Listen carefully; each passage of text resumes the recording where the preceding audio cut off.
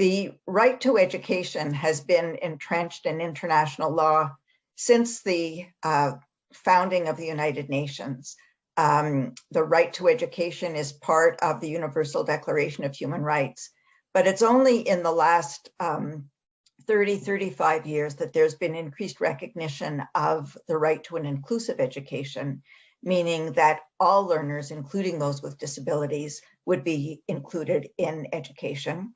And specifically with Article 24 of the UN Convention on the Rights of Persons with Disabilities, there's a very explicit right to inclusive education. So for all countries that have ratified the convention, that means that inclusion is the law.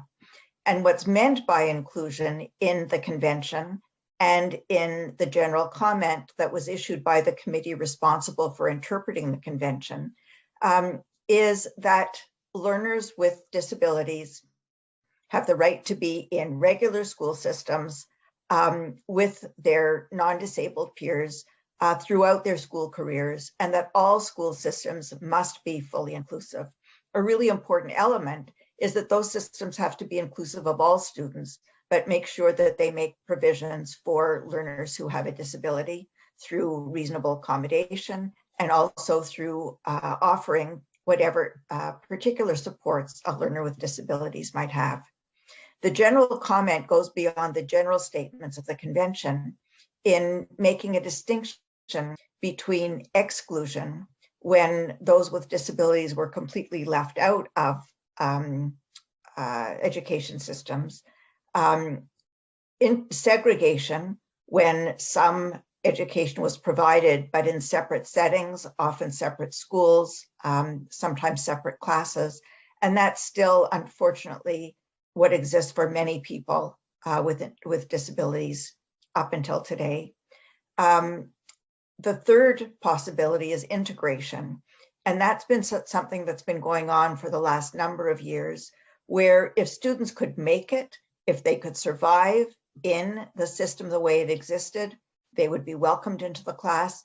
But if they couldn't adapt on their own, they were not able to stay. Inclusion is different, because what inclusion means is that the system itself has to change. The system has to change so that all learners can benefit from it. And that means that teachers need support. They need a different kind of training. In the past, some teachers were prepared to teach students that didn't have any particular learning needs, and others were prepared to teach those who had particular learning needs. The concept of inclusion means that all teachers need to be prepared to teach all students. And that means changing learning styles. It means changing teaching styles, rather, changing the way a classroom is organized so that there's more cooperation between students and more opportunity for students to learn from each other.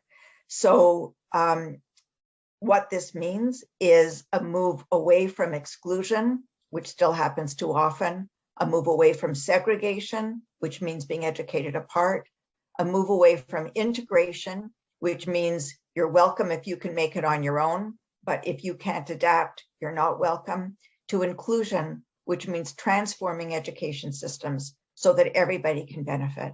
And the advantage is an advantage not only for learners with disabilities, but a fully inclusive system really benefits all.